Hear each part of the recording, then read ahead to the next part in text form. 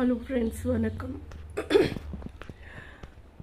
இன்றைக்கி எனக்கு தோன்ற ஒரு விஷயம், அது என்னென்னா, நல்ல தண்ணியில் போயிட்டு சாக்கடை தண்ணி தெரியாமல் கலந்துட்டாலும் அந்த நல்ல தண்ணி யாரும் யூஸ் பண்ண மாட்டாங்க.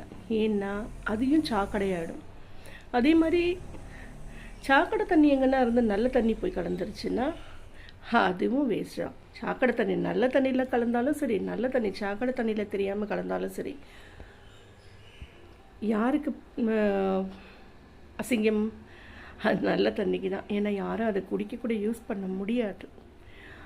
அப்படித்தான் வாழ்க்கையில் நம்மளை தேடி நிறைய கெட்ட விஷயங்கள் வரும். நமக்கு தெரியாது இதுதான் கெட்டது நல்லதுன்னு, பட்டப்புறம் தான் தெரியும். ஏன்னா நம்ம என்ன கடவுளா முன்னாடியே அவங்க மனசில் போய் பார்க்குறதுக்கு.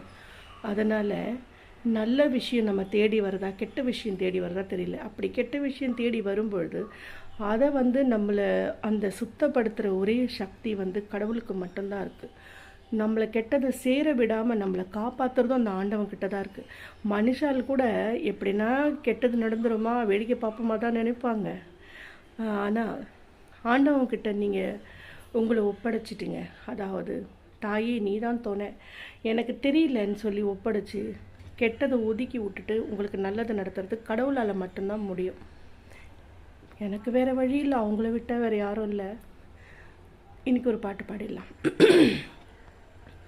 பாடு நிலாவே தீன் கவிதை பூமலரே, பாடு நிலாவே தீன் கவிதை பூமலரே, உன் பாடலை நான் கேட்கிறேன், பாமாலையில் நான் கோர்க்கிறேன், பாடு நிலாவே தீன் கவிதை பூமலரே, நீ போகும் பாதையின் பூங்காவனம், நீ பார்க்கும் பார்வையின் பிருந்தாவனம், ஊரெங்கும் உன் காதல் ரோமாஞ்சனம், நீ என்னை தேடும்